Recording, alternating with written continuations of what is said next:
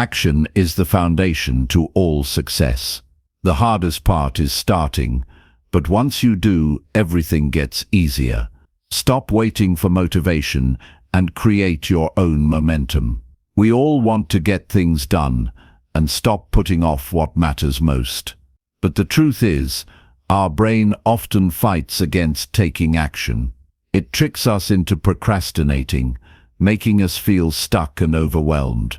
What if you could outsmart your own mind and make taking action feel natural and easy? In this video, I'm going to show you simple but powerful ways to trick your brain into moving forward every day without hesitation. These are practical steps you can use right now to beat procrastination and finally get things done. If you're ready to break free from delay and start building momentum that lasts, then let's dive in. Chapter 1. Start your task with a 5-minute countdown timer. You know, one of the biggest challenges we face every day is not a lack of talent. It's not even a lack of resources. It's the moment we sit down to do the work and suddenly feel frozen. You stare at the screen, or the task, or the mess you need to clean, or the project you've put off, and something inside says, "Not now."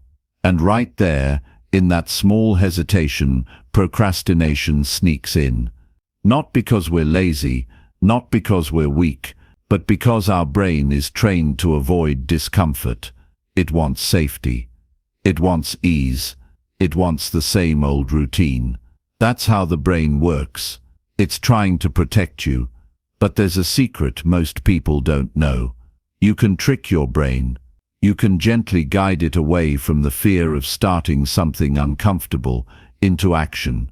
And one of the simplest, most powerful ways to do that is by using a 5-minute countdown timer. Now, I'm not talking about some gimmick. I'm talking about something very real. Something that works with your psychology, not against it. See, your brain doesn't want to commit to an hour. It doesn't want to commit to a full day. Even 15 minutes feels like too much when you're overwhelmed or distracted or afraid of failing. But 5 minutes, that feels doable. It feels light. It feels safe. So here's the strategy. The next time you're stuck, whether you're avoiding a workout, writing a paper, starting a business call, cleaning up your space, anything, set a 5-minute timer. Just 5, not 10, not 30, 5. Before you start the timer, pause for a moment. Take a deep breath. Look at what's in front of you. Don't think about how much needs to get done. Don't think about how long it might take. Don't think about how perfect it needs to be. Just tell yourself, I'm going to give this 5 minutes. That's it. You don't need to finish the task. You don't need to win the race. You just need to begin. And here's the beautiful part. Once you start, something changes. Your brain, which was resisting just moments before, starts to cooperate. Why? Because you've bypassed the fear of effort and replaced it with curiosity. Once you're in motion, you stop thinking so much. You stop doubting so much. You just do, and the act of doing, even just for 5 minutes, begins to build something powerful. It builds momentum. It builds belief. It builds trust in yourself again. You'll be surprised what happens after those 5 minutes. You might stop. Sure, that's okay. You did what you said you would do. You kept your promise. But most of the time, you won't want to stop. You'll keep going. Because action feeds motivation. Not the other way around. Most people wait until they feel ready. They wait until they're motivated. But the truth is, motivation comes after action, not before. That's the trick. And here's why this works so well. The brain loves to win small victories. When you complete even a tiny task, it rewards you with a sense of accomplishment. That feeling, that's dopamine. That's progress. That's the internal proof your mind needs to say, I can do this. So by breaking the resistance with a 5-minute start, you're giving yourself a win. And those small wins, repeated day after day, stack up. They change the way you see yourself. Suddenly, you're not someone who always puts things off. You're someone who takes action, even when it's hard. This is the kind of discipline that changes lives. It's quiet. It's personal. It's not dramatic. It's not loud, but it's real. And it grows stronger every time you use it. You're not tricking your brain to cheat. You're not lying to yourself. What you're doing is outsmarting the part of your mind that holds you back, the part that doesn't understand how strong you are. You're showing it that discomfort isn't dangerous, that starting small isn't a failure, that progress isn't measured in how fast you go, but in whether or not you move forward. You don't need a perfect plan. You don't need the perfect mood. You don't need to know exactly how the whole thing ends. You just need 5 minutes. Because 5 minutes of action speaks louder than hours of thinking about it. Think about all the times you avoided something that took less time to do than it took to dread. How many moments, days, even years do we lose? Not because we're not capable, but because we keep waiting to feel ready. There is no magic day, no perfect time. The conditions won't suddenly line up and make it easy. You create your own timing by showing up, and it starts with 5 minutes. And when you repeat this over and over again, it becomes your habit. Not just something you try once, but a tool you carry with you. A tool that says, I might not feel ready, but I can begin. You take control, not through force, but through gentle power. You stop giving your fear the wheel. You stop letting your doubts run the show. That's how people win in the real world. They don't wait for life to feel perfect. They build their own momentum. They make their own start line. And every time you use that 5-minute timer, you're doing the same thing. You're building discipline. You're building trust. You're building results. And I'll tell you, that kind of self-trust is what gives you real confidence. Not hype, not pretending. Real confidence is when you say, I keep my word to myself. I show up even when it's hard. I don't need to feel like doing it. I just need to begin. You want to change your life. You want to stop procrastinating. Start with something you can control. Start with 5 minutes. It's simple, it's real, and it works. Don't underestimate the power of a short beginning. It's not about finishing everything today. It's about no longer being someone who waits. Because when you take that first step, when you start, even for 5 minutes, you're already changing the story.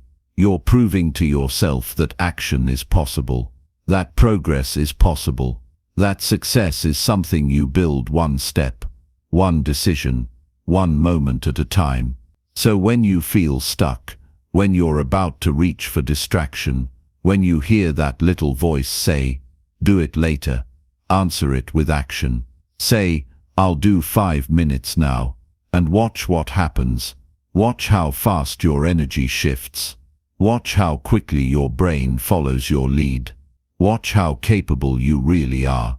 Once you stop waiting and just start, that's how you win. That's how you lead your life with strength.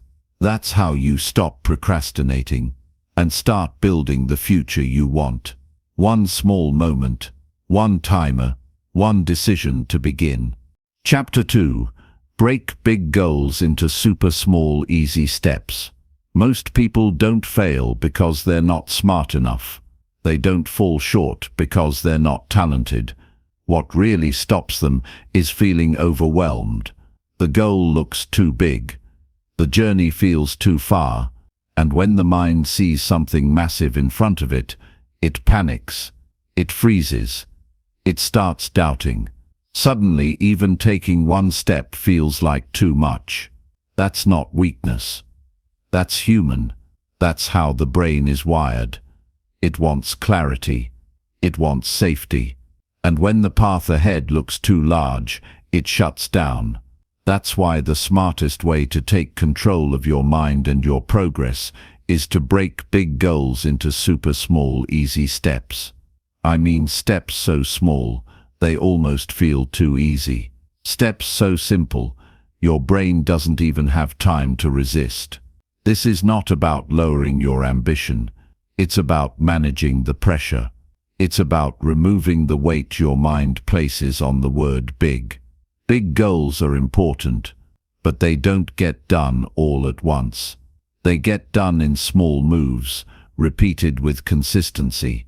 Here's what happens when you set a massive goal without breaking it down.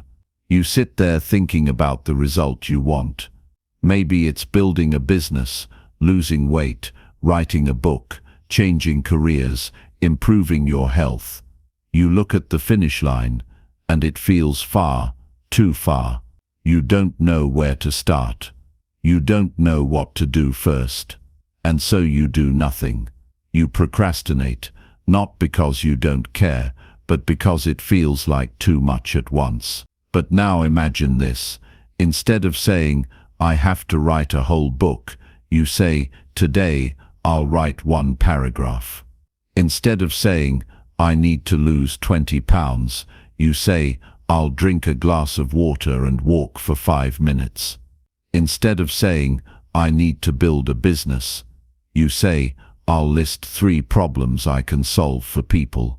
These aren't small tasks, they're starting points. And starting points create motion. Once you complete one simple step, your brain feels relief. It says, I did something. And that changes everything. It replaces panic with progress. It shifts you from stuck to moving. And the more you repeat this, the more you teach your mind that forward motion is safe, simple, and doable. There's no shame in starting small. In fact, it's the smartest thing you can do. Big goals don't require big steps. They require small steps done daily. The secret is to build a path so easy to follow, you don't have to convince yourself every day to keep going. You just do it, because the step in front of you feels light. The problem is that we've been taught to think in extremes, all or nothing, win big or fail. But life doesn't work that way. Success is not one giant leap. It's built in pieces. Think about anything you've ever learned, how to read, how to walk, how to speak. None of it happened overnight. It was broken into small movements, small sounds, small letters. You practiced, you stumbled, you adjusted, but you kept going. Because the process didn't ask you to be perfect. It just asked you to keep showing up. Apply that same logic to every goal you have now. Instead of obsessing over the entire staircase, focus on the first step, then the next, then the one after that. And suddenly, without even noticing, you're halfway there. You're no longer afraid of the goal, because the path you've built is friendly. It's flexible. It works with your mind, not against it. Start treating your progress like building blocks. Stack one tiny win on another. Write one sentence. Do one push-up. Make one phone call. Read one page. The size of the action doesn't matter. The consistency does. If you do one small thing every day, you build momentum. You build a habit. You build a rhythm. And the beauty of rhythm is, it becomes natural. You stop negotiating with yourself every day. You don't wake up dreading the goal. You wake up ready to do one small thing. That's how the pressure disappears. That's how you create discipline, not through force, through design. Give yourself permission to start tiny. You don't need to impress anyone. You don't need to go viral. You don't need to break records. You just need to begin. And the best way to begin is by making the first step so small that resistance has no reason to show up. This works for everything. Want to meditate? Start with 60 seconds. Want to learn a new skill? Watch one short video. Want to eat better? Improve one meal. These micro moves might look invisible to others, but inside you, they're massive. They shift your identity. They build self-respect. They show you that you can trust yourself again. Because that's what people who stop procrastinating understand. They don't wait to feel fearless. They don't wait until the whole path is clear. They move forward one small action at a time. And that's what makes them powerful. They don't chase motivation. They create results by removing the weight that crushes motivation in the first place. Even if the end goal feels huge. Maybe you want to save a certain amount of money, launch a project, improve your relationships, whatever it is, break it down. Divide it until it looks so simple, you can't say no to it. When you take control of the size of your steps, you take control of your results. And that's what matters. Nobody wins by waiting for the perfect day. Nobody gets ahead by staring at the size of their dreams and doing nothing. The people who win, they simplify, they focus, they move in ways their brain understands, and they build real change through small daily action. So whatever goal is sitting in front of you right now, whatever dream you've been thinking about but not acting on, cut it down, shrink it, make it tiny. Ask yourself, what's the absolute easiest version of this task I can do today? And then do it. No pressure, no overthinking, just that one thing. You don't need to finish the whole puzzle. Just lay one piece. And tomorrow another. And the day after that, another. That's how lives change. Quietly, gently, one doable action at a time. Chapter 3. Use rewards immediately after completing tiny actions. Every time you complete a task, even the smallest one, your brain is watching. It's paying attention, and it's asking one simple question: was that worth it? Your actions are constantly being judged by your brain's reward system.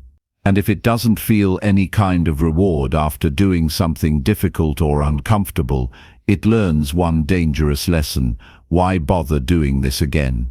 That's why using rewards immediately after completing a tiny action is so powerful. It teaches your brain to connect effort with pleasure, not with pressure, not with punishment, but with satisfaction. It creates a new link: when I act, I feel good. And that simple connection can rewire your habits and rebuild your motivation faster than almost anything else.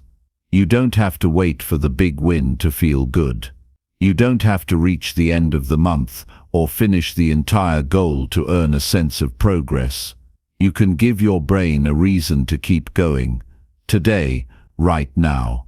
And when you make that reward instant, you make the learning stronger. Think about this clearly. Most people only reward themselves after huge achievements. They celebrate at the finish line. They wait until the task is complete, the business is built, the weight is lost, the book is written. But the truth is, if you're trying to build discipline, that's way too late.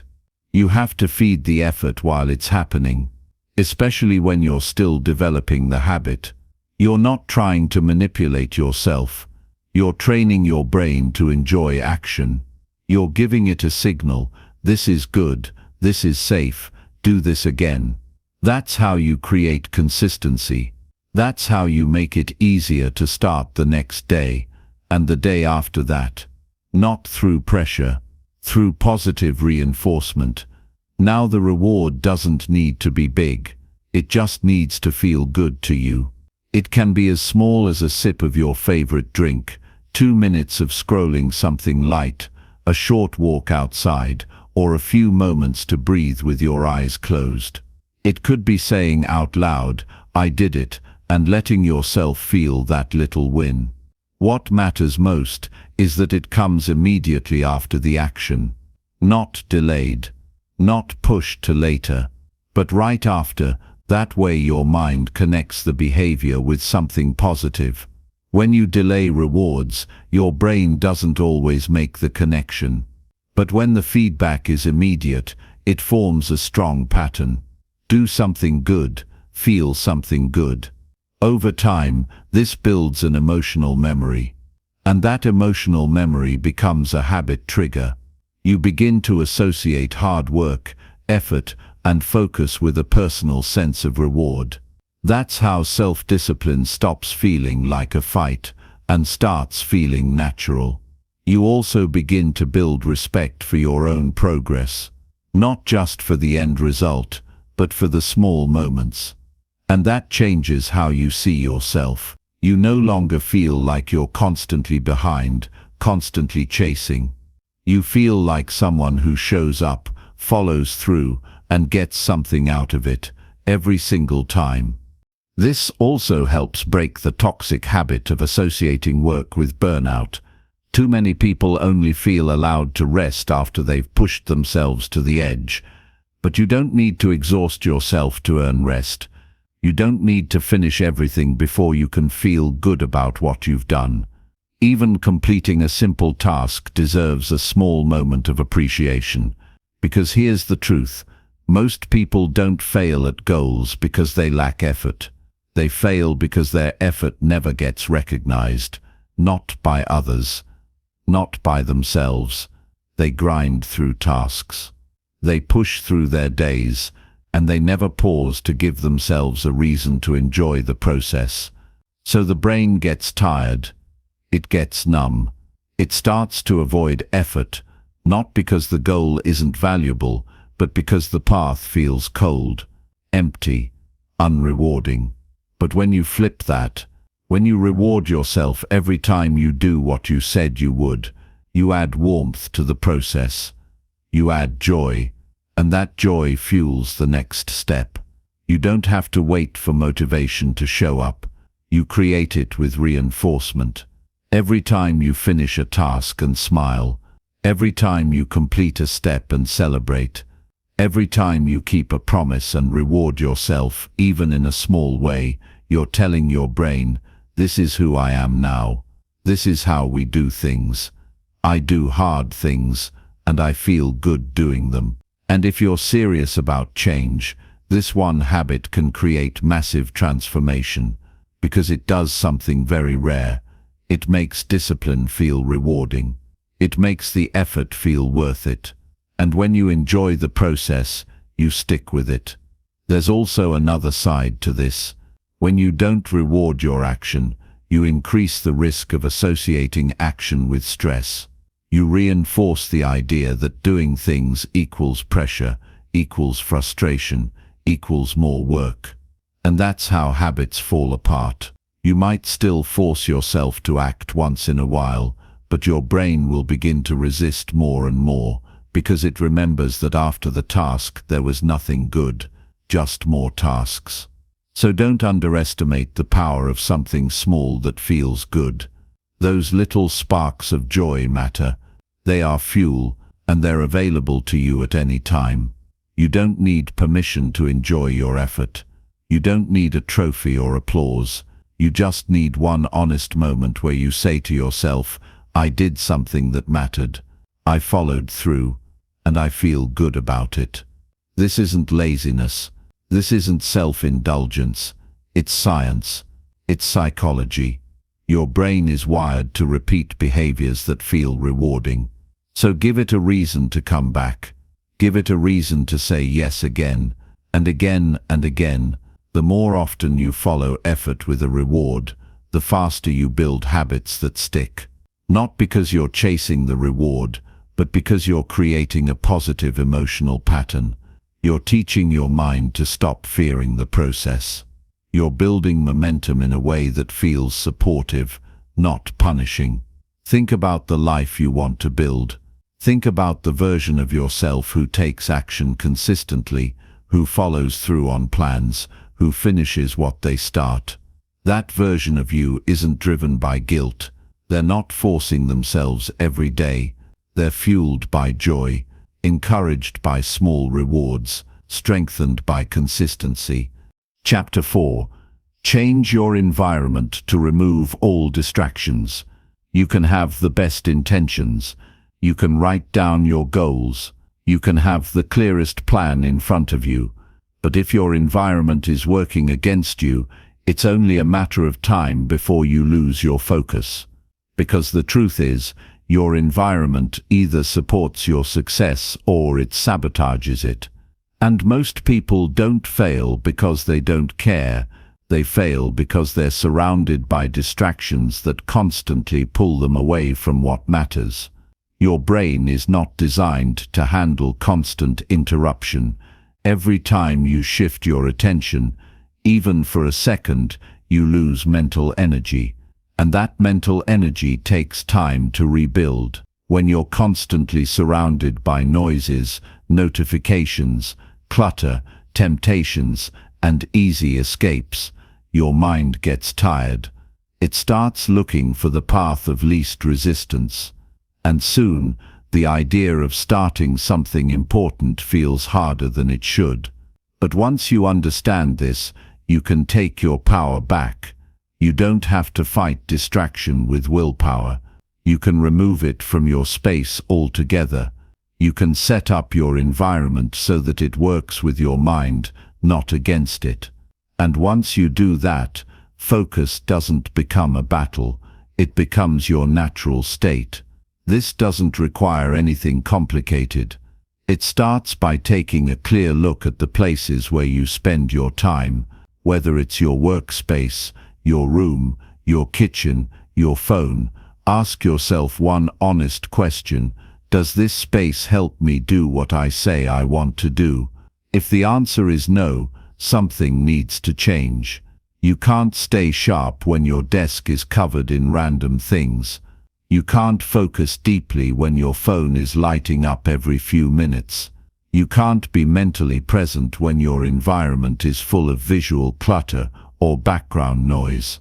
Every little distraction, even the ones you think you're used to, pulls energy from your mind. It doesn't just take time, it takes presence, and presence is where progress lives. So start by clearing the noise. Turn off notifications that aren't urgent. Move your phone to another room when you're doing focused work. Close tabs you don't need. If you work from home, create a space that signals to your brain, it's time to work now. Even if it's just a corner of a room, make it intentional, keep it clean, keep it minimal, make it a place that invites focus. This isn't about being perfect, it's about being honest. You don't need a fancy setup, you don't need expensive tools. You just need a space that helps you think clearly and move deliberately. A space that tells your brain, this is where progress happens. There's something powerful that happens when you walk into a room that's been designed to support your goals. You feel lighter, you feel sharper. You don't have to constantly remind yourself to stay on track, because there's nothing pulling you off it. That's not motivation, that's structure. And structure is what creates consistency. Your environment also sends subtle signals to your mind. If your surroundings are chaotic, your thoughts will often feel the same. But when your space is calm, clear, and aligned with your purpose, your thinking becomes clearer too. You become more intentional, more present, more capable of staying on task without having to force yourself every minute. This isn't just about removing distractions. It's about designing focus. When you eliminate the triggers that invite procrastination, you create a space where effort feels more natural. When your brain doesn't have to fight off temptation, it has more energy to go deep into the work. And deep work is where the real transformation happens. This also means being aware of digital distractions. Your phone is not just a tool, it's a portal to endless escape. And if it's always within reach, it's always a threat to your focus. Don't try to resist it every 5 minutes. Just move it away. Create distance. Even a small change, like putting it on silent, turning it upside down, or placing it across the room, can change how your mind behaves. Use technology intentionally, not passively. Don't let it control your rhythm. Take back that control by setting boundaries. Decide when you'll check messages. Decide when you'll scroll. Don't let every ping steal your attention. Your time is too valuable for that. Your energy is too limited to be scattered across a dozen apps before you've even started your real work. And it's not just your physical space. Your mental environment matters too. What are you consuming? What are you listening to? What kind of conversations are filling your mind?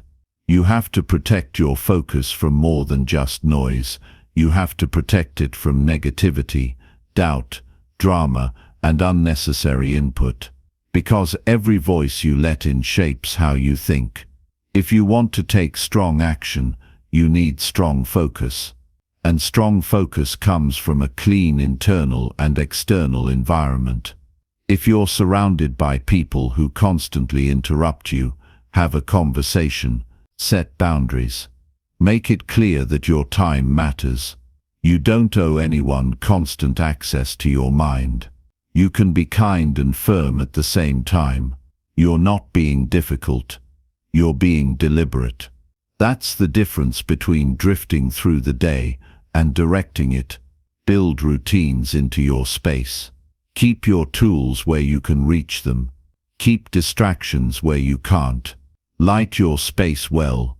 Make it feel open, not cramped.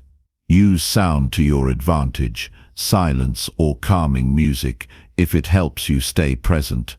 Whatever makes you feel more in control of your attention, do more of that. Even the act of cleaning your space can reset your mental clarity. A clean space gives you mental space. It frees up bandwidth. You don't waste energy searching for things. You don't feel that low hum of chaos. You can breathe. You can think.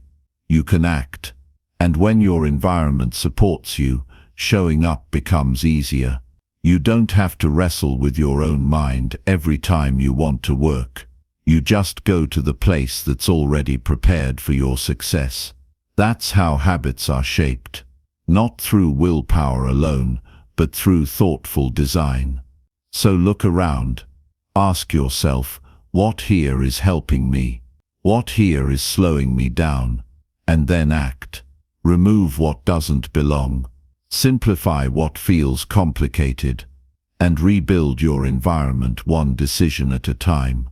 Chapter 5. Set a clear and non-negotiable start time. One of the most powerful ways to take control of your day and your decisions is to have a clear, non-negotiable start time. When your tasks are floating, when your actions depend on how you feel, you're setting yourself up for delay. The brain is always looking for the easier option, especially when the task ahead feels uncomfortable or uncertain. Without a fixed start time, it will find every excuse to wait, to push, to postpone. Not because you're weak, but because you've left the door open for hesitation. Discipline doesn't begin with motivation. It begins with a decision that says, this is when I begin. Not sometime today. Not whenever I'm ready. But this time exactly. That one change can transform the way you approach everything. When your mind knows there's a set time to begin, it starts preparing. It starts clearing space. It starts building readiness, even if you don't feel it right away. You don't need to feel fired up. You just need to be present when the time arrives. Because showing up on time, even for your own goals, is a form of self-respect. It's a way of saying, I matter. My work matters. My future matters. You've probably seen how people show up for their jobs, for meetings, for appointments. They're on time. They're there, even if they don't want to be. Why? Because it's expected. It's scheduled. And something about the structure makes them follow through. But when it comes to our personal goals, our dreams, our health, our growth, we often treat it like it doesn't need structure. We say we'll get to it later, and later never comes. That's why setting a non-negotiable start time is not about being strict, it's about being serious. It removes the daily mental battle of when should I start. It ends the habit of waiting for the perfect moment. You set a time, and when that time comes, you begin. Whether you're in the mood or not, whether you feel prepared or not. Because what matters is not how you feel in that moment, it's the habit you're building. You teach your mind that you follow through, that you don't negotiate with yourself every day, that your word is solid, and every time you start exactly when you said you would, your identity shifts. You begin to see yourself as someone who acts, not someone who delays. That identity change is where confidence grows. The truth is, waiting for motivation is a losing game. Motivation is not consistent. It comes and goes. But structure, that's solid, that's reliable. You don't leave your workouts to chance. You don't leave your important work to maybe later. You give it a home on your calendar, a time slot, and you treat it like it's important, because it is. Even if you're working on something personal, writing, learning, improving, building, it deserves the same level of commitment. If you say 8 a.m., it's 8 a.m. If you say 6 p.m., it's 6 p.m. No delays, no mental debates. When the clock hits that time, you're there. That's how you stop being reactive and start being intentional. There's also something psychological that happens when you honor a set time. Your brain starts to associate that moment with action. Over time, it becomes automatic. You don't need to think about it. You don't need to wrestle with resistance. It's like brushing your teeth. You just do it. That's what makes the habit stick. Start times also eliminate vagueness. One of the biggest reasons people procrastinate is because they haven't clearly decided when they'll begin. They confuse hope with a plan, but hope doesn't get you results.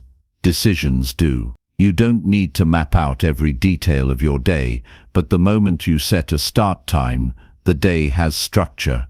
It has direction. You know what happens when you don't set that time. Everything becomes urgent except the thing that actually matters. The distractions feel more important. The easy tasks get your attention. And before you know it, the day is gone. Not because you didn't have time, but because you didn't tell yourself when to start. When you have a fixed start time, the brain shifts.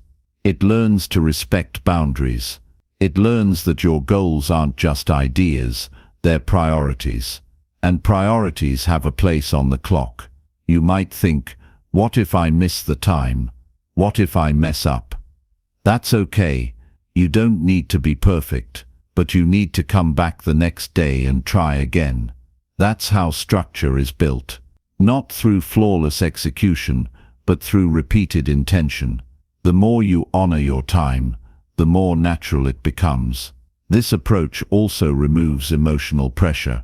You don't have to wake up every day and ask, do I feel like it? You already decided. It's on the calendar. That decision frees your mental energy. You don't waste willpower on when. You save it for what. That's how you stay consistent even when life gets messy. It also helps build trust. When you keep your word to yourself, something deep inside shifts.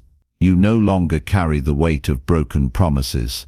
You feel clean, solid. You don't need outside praise. You feel proud of the quiet discipline that comes from showing up when you said you would. Start times create rhythm. They create stability. They tell your brain that progress has a home, that you're not waiting for life to align. You're aligning yourself to what matters. That mindset changes everything. Think about all the energy you've wasted, wondering when to begin. Think about the time lost in indecision, the plans pushed to tomorrow, the work never started. All of that can be solved with one simple shift. Set the time, stick to it, start. Don't treat your important work like it's optional. Give it a place. Give it a time. Give it the respect it deserves. You don't need more motivation. You need a start time that's real, that's fixed, and that's followed every day. That's how you build results. Not through big declarations, but through quiet, daily action that begins when you said it would. That's where your power is. Not in the dream, but in the decision to begin. At the time you chose, without negotiation, without delay. Just action. Simple, solid, real. Chapter 6. Speak your task out loud with commitment. There's something powerful about hearing your own voice say what you're about to do. Not thinking about it. Not writing it down quietly, but actually saying the words out loud with full commitment. That simple act can change your mindset. It sends a signal to your brain. This isn't a wish. This isn't a maybe.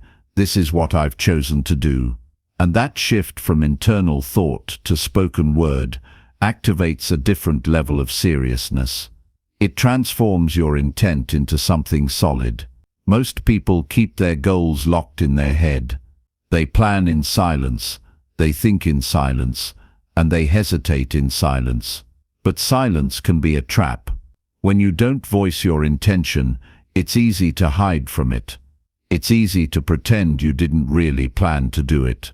You leave yourself an exit, a way out, a back door, and when things get uncomfortable, you take it. But when you say it out loud, you create clarity. You make it real, and once it's real, you feel more responsible for following through. This isn't just about psychology, it's about identity. Every time you say what you'll do, and then do it, you reinforce a message. I am someone who takes action. I am someone who shows up.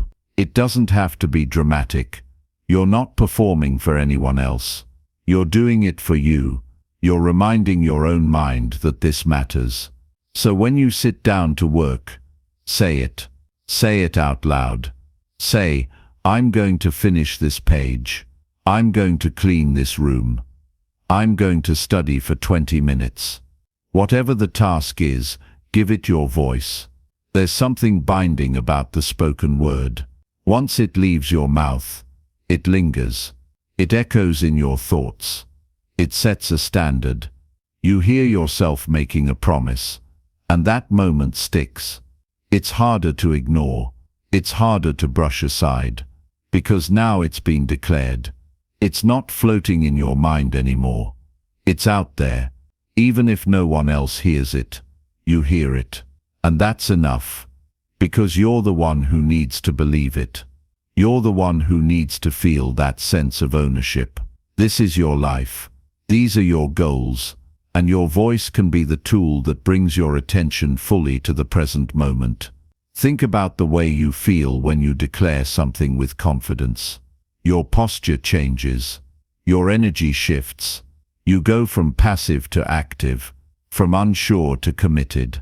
That shift is what breaks procrastination. That's what pushes you into motion. And it starts with a few words, said with meaning. It's not about motivation. It's about engagement. When you speak your task out loud, you engage your senses. You activate your attention. You stop drifting. You become focused, intentional, direct. You stop letting the task float around as an idea, and you turn it into a decision. It also gives you a checkpoint. If you don't do the task, you remember what you said. You remember the words, and that memory adds accountability. You don't need anyone else to hold you to it. You hold yourself to it because you declared it. This kind of verbal commitment builds a deeper sense of integrity. Integrity isn't about impressing others. It's about being aligned with your own values. When you say you'll do something, and then you follow through, you trust yourself more. and that trust becomes the foundation for lasting discipline. If you're working on something difficult, this habit can ground you. When distractions show up, when doubt creeps in, repeat the commitment. Say it again. This is what I'm doing. It brings your focus back. It reminds you that you chose this, not because it's easy, but because it matters. There's also power in starting the day this way. Before you touch your phone, before you open any apps, speak your plan. Say, today I'm going to finish this project. Today I'm going to eat clean. Today I'm going to move my body. You begin the day with clarity, not confusion. With action, not delay. The words don't need to be perfect. You don't need a script. You just need to be real. Speak the task simply, directly, with confidence. Let your brain hear what your focus is. Let your body feel what that commitment sounds like. That combination of voice, emotion, and attention is how you wake up your willpower. This approach also works well when you're feeling stuck. When you feel yourself slipping into distraction or hesitation, don't stay silent. Speak. Say, I'm not going to avoid this. I'm going to do this now. Saying it gives you energy. It interrupts the cycle of passivity and places you back in control. Some people write affirmations. Others listen to motivational videos. But you don't need outside voices to get started. Your own voice is enough, because the person you listen to the most is you. Your self-talk has power. Use it wisely. Use it to steer your behavior, not to excuse it. There's a reason top performers speak their goals. It keeps them connected to their purpose. It removes vagueness. It gives direction. It builds urgency. You can do the same. You don't need a crowd. You don't need a stage. You just need a quiet space and a strong voice. One moment of clear speech can change your energy for the next hour. Try it before your next task. Stop. Breathe. Speak. I'm starting now. That's all it takes. You might feel strange at first, but you'll notice a shift. You'll feel more grounded, more alert, more in control, and that feeling leads to better action.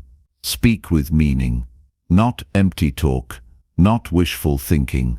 Real words with real intent. That's how you build momentum. That's how you turn hesitation into motion.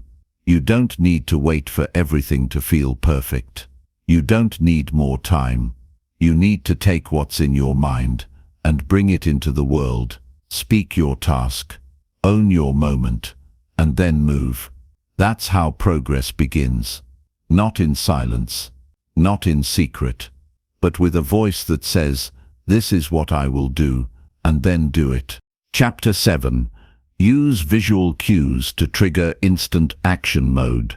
Your brain responds to what it sees faster than what it thinks. That's the truth. Visuals hit you before logic does.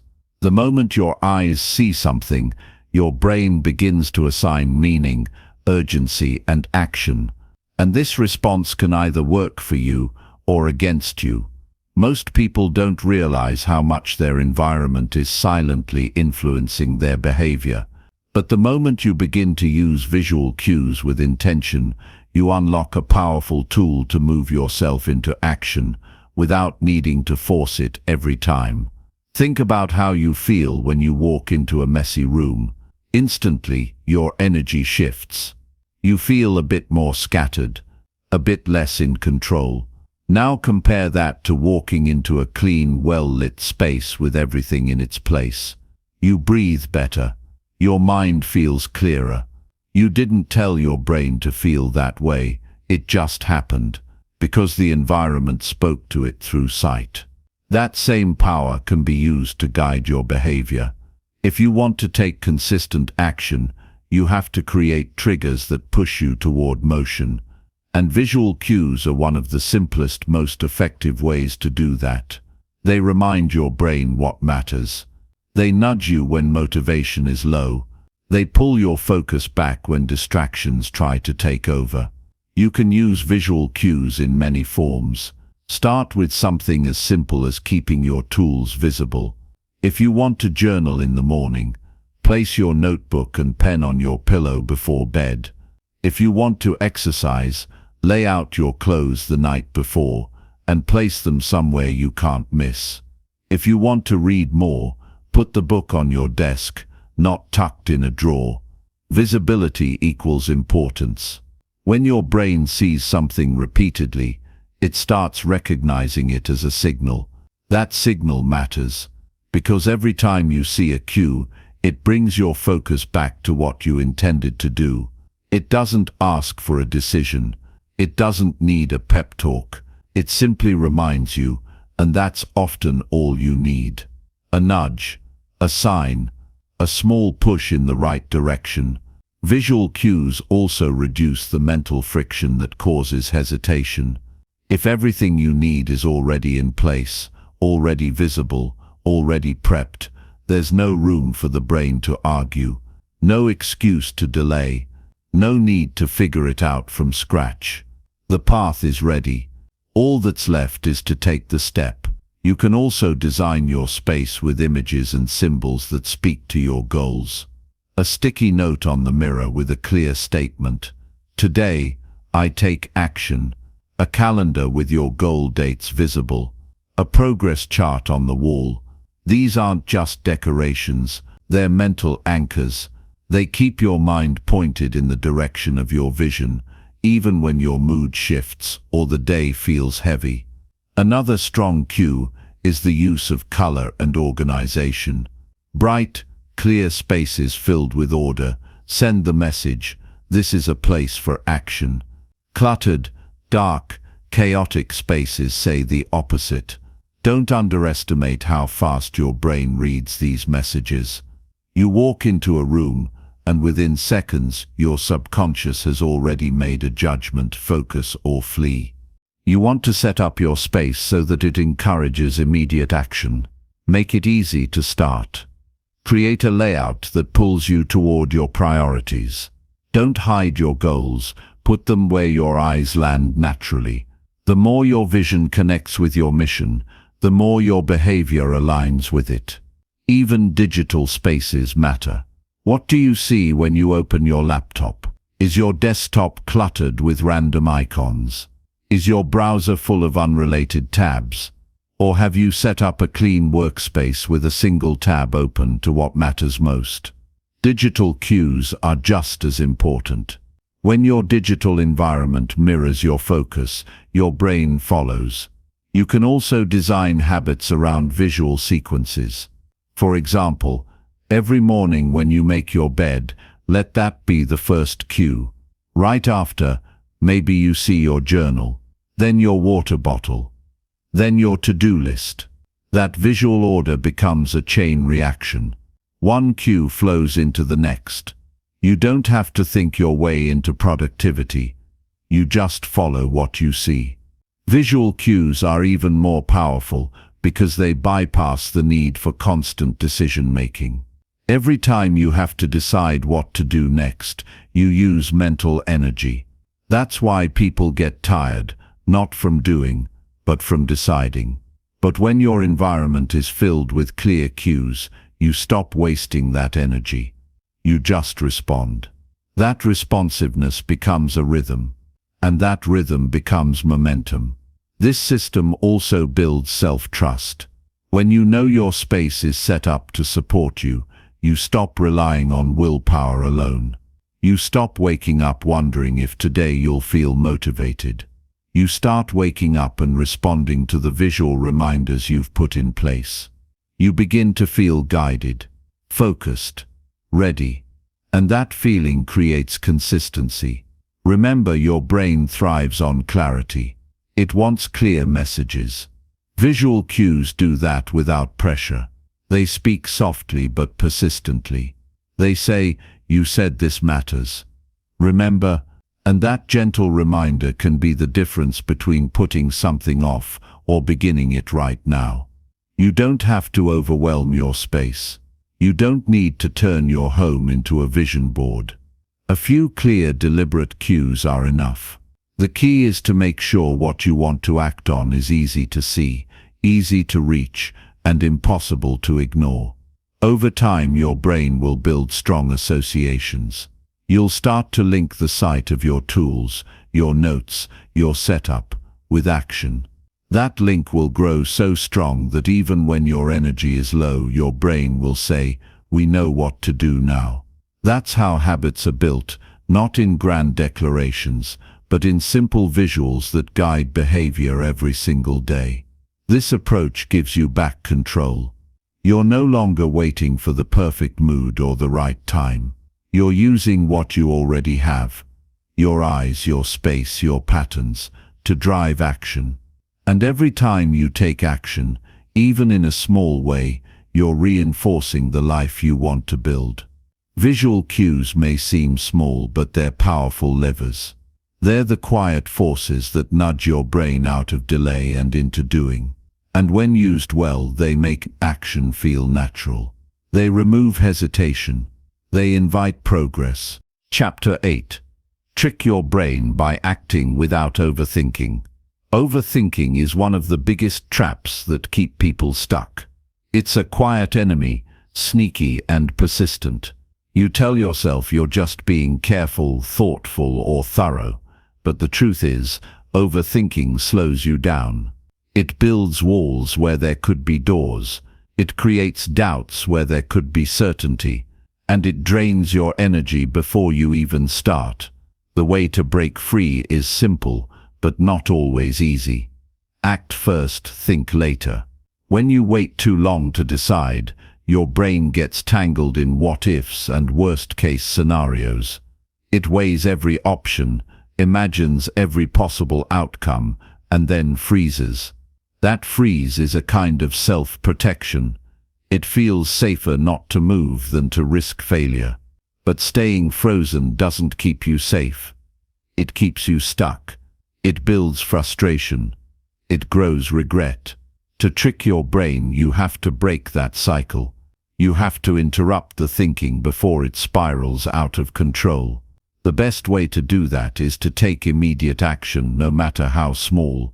Move before you feel ready. Start before you feel certain. Push through the noise in your head with a simple step forward.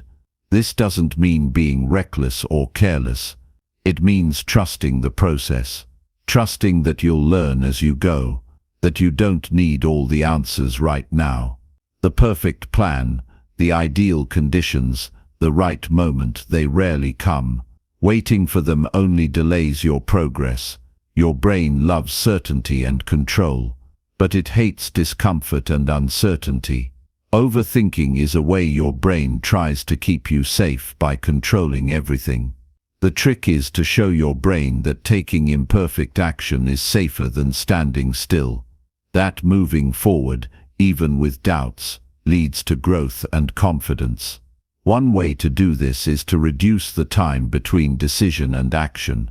When you decide what to do, act within seconds. Don't let your mind wander into arguments or excuses. The quicker you act, the less room you give your brain to question. You turn hesitation into momentum. Acting quickly also builds courage. Each time you act without overthinking, you prove to yourself that you can handle uncertainty. You show your mind that mistakes aren't disasters, they're lessons. This rewires your brain's response from fear to curiosity, from avoidance to engagement. Another important piece is to lower the stakes in your mind. Instead of telling yourself, "I have to get this perfect," say, "I just need to start." When you focus on starting rather than finishing, you reduce pressure. You make action easier. You give yourself permission to be imperfect. You also want to break big tasks into tiny moves that feel doable. When the step ahead feels small, your brain is less likely to resist. You can say to yourself, "I'll just do this one thing." That one thing leads to the next, and soon enough you're in motion. The key is that you don't wait for inspiration or clarity. You create it by acting. Mindfulness can help here too. Notice when your thoughts begin to spiral. When you catch yourself overthinking, pause and bring your attention back to the present moment. Ask, what's the smallest thing I can do right now? Then do it. This simple question cuts through noise and centers your focus. It's also helpful to create routines or habits that automatically push you into action. For example, if you want to write, have a ritual like opening your notebook at the same time each day. When your body and mind associate the routine with starting, you reduce the chance of overthinking. Your actions become automatic triggers. You don't have to wait for motivation either. Motivation can be unreliable, but action creates motivation. When you move, your brain releases chemicals that boost mood and energy. The feeling of accomplishment, even from small wins, encourages you to keep going. So moving first is the spark, thinking second is the fuel. Some people try to solve overthinking by pushing themselves harder. They force discipline or willpower to override hesitation. But that's exhausting and unsustainable. Instead, be kind to yourself. Accept that thinking happens, but decide not to give it too much power. Treat your thoughts like background noise, not commands you must obey. Another effective strategy is to limit the time you allow for planning or thinking. Give yourself a deadline for deciding and acting. For example, tell yourself you will start a task within 5 minutes. When the timer ends, no more talking or debating. You begin. This creates urgency and prevents endless delays. It's natural to want to be prepared, but preparation without action is just postponing. You can't build progress on plans alone. Progress requires movement. Action, even imperfect, teaches you more than hours of thinking ever will. Also, remember that you're stronger than your doubts. Your brain's resistance is normal. It's a survival mechanism. But you have the power to override it by showing up and doing what matters anyway. Each time you choose action over overthinking, you're training your brain to trust itself more. Visualize your future self, not as a perfect person, but as someone who takes consistent steps, who doesn't get stuck in their head, who builds momentum day by day. That future self starts right now by acting, not by hesitating, not by waiting, but by moving forward. So the next time you feel the weight of too many thoughts, don't analyze, don't debate, don't wait for clarity that might never come. Instead, pick one simple thing and do it. Even if it's imperfect, even if it's messy, because action is the antidote to overthinking. Remember, the path to your goals isn't a straight line. It's built with many small steps taken in imperfect conditions. The more you act without overthinking, the easier it becomes to keep moving. Momentum builds confidence. Confidence builds results. Don't let your mind trap you in hesitation. Trick it with movement. Act fast. Act small. Act now. That's how progress begins. That's how you break free from procrastination. That's how you take back control of your life, one step at a time. Chapter 9. End your day by planning the next one. When the day comes to a close, the way you end it can shape everything about the next day. Most people rush through the evening, letting the hours slip away without much thought. They wake up in the morning feeling scattered, uncertain and behind before they even begin. But there's a quiet power in taking just a few minutes before bed to plan the day ahead. This simple habit gives you clarity, calm, and a clear path forward when you wake up. Ending your day by planning the next one is not about filling your schedule with endless tasks or overwhelming yourself with pressure. It's about creating intention. It's about giving your mind permission to rest because it knows there's a plan in place. When your brain feels organized and prepared, it stops spinning with worry and distraction. You sleep better, you wake more focused, and you start the day with confidence. This planning doesn't have to be complicated. You don't need a fancy system or a perfect list. All you need is to take a moment to ask yourself, what are the 3 most important things I want to accomplish tomorrow? What steps will bring me closer to my goals? What can I do first to set the tone for the day? Writing these answers down, even briefly, connects your conscious mind to your intentions. When you do this, you reduce mental clutter. You stop carrying tomorrow's worries around in your head all night. Instead, you hand them over to the paper or your planner. That simple act tells your brain, I've thought about this. I'm ready. And that readiness is powerful. It means you don't wake up guessing or doubting. You wake up prepared. This kind of planning also builds momentum.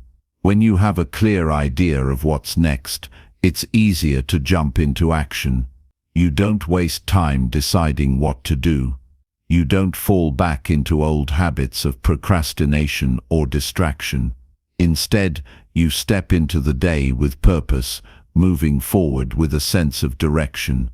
You might think, I don't have time to plan. I'm too tired.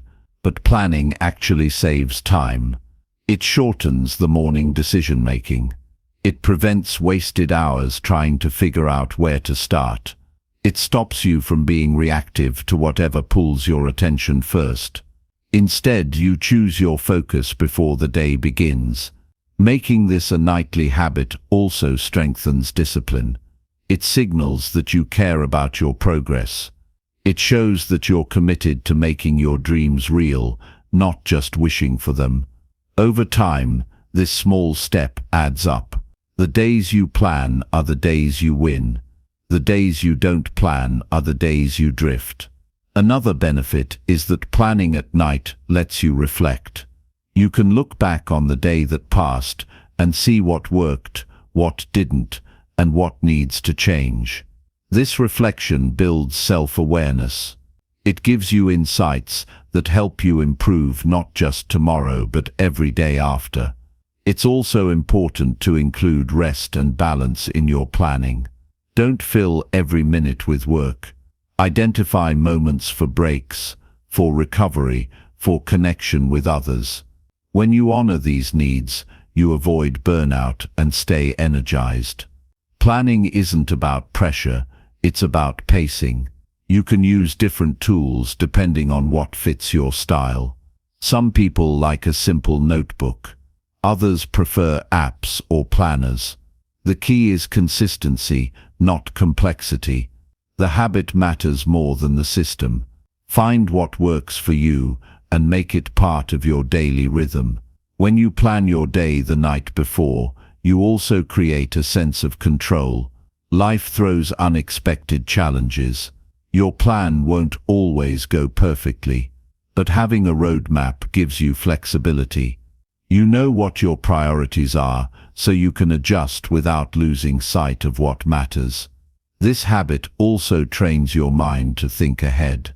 It shifts your focus from reaction to anticipation. Instead of waiting for opportunities, you prepare to create them. You move from passivity to proactivity, and that shift is the foundation of success. Remember, planning isn't just about tasks. It's about mindset. Ending your day with a plan is a way of telling yourself, I'm ready for tomorrow. I'm in charge. I'm focused. And I will keep moving forward, one deliberate step at a time. So when your day ends, don't rush into rest without this moment of intention. Take a few quiet minutes. Write down your next day's plan. Let your mind settle with clarity and purpose. And then rest fully, knowing you've set yourself up to win tomorrow. That habit creates a cycle of progress. Planning leads to action. Action leads to accomplishment. Accomplishment builds confidence. Confidence fuels motivation. and motivation makes it easier to plan again. That's how consistent success is built, day by day, plan by plan, moment by moment. Chapter 10. Use the fear of regret to stay consistent. There's a powerful feeling that most people avoid thinking about, but it can be one of the strongest motivators if you learn to use it. The fear of regret. It's not about fear in a paralyzing way. It's about understanding how looking back on missed chances, wasted time, and opportunities not taken can push you forward today. Regret is a natural emotion. Everyone experiences it. But most people let it weigh them down instead of turning it into fuel for consistency and action. Imagine yourself many years from now. You look back on your life and you see moments when you could have started that project, taken that chance, or simply done the small things that add up to big results. What feelings come up? Sadness, disappointment, frustration. That's regret talking. It's the voice reminding you that time lost can't be regained. You can use that voice, not as a burden, but as a guide. The fear of regret is a mirror showing you what truly matters. It helps you prioritize. It cuts through distractions and excuses. When you hold that feeling close, it pushes you to be consistent, not because you're scared of failure, but because you don't want to look back and wonder, what if? Regret forces clarity. It helps you ask honest questions. Am I spending my time on what really matters? Am I moving toward my goals or just drifting? Am I acting in a way that my future self will thank me for? These questions sharpen your focus and remind you that consistency isn't just a habit, it's a commitment to yourself. Using regret as motivation is about imagining the future with honesty. It's not about guilt or shame. Those feelings only trap you. Instead, it's about respect for your own time and potential. When you understand that every moment you waste adds up, it becomes easier to push through resistance and keep going. Regret also teaches patience and persistence. You won't be perfect every day. You'll have setbacks and distractions. But the memory of past regrets can remind you why you need to keep showing up. It becomes the quiet force that keeps you steady when motivation fades. Another way to use the fear of regret is to think about the small actions you can take today that your future self will thank you for. Maybe it's reading a chapter of a book. Maybe it's making one phone call. Maybe it's simply starting a conversation. When you focus on these simple steps, you reduce overwhelm. You replace hesitation with purpose. This feeling can also help you avoid the trap of procrastination. Procrastination often comes from the desire to avoid discomfort or fear of failure. But regret is a reminder that discomfort now is less painful than regret later.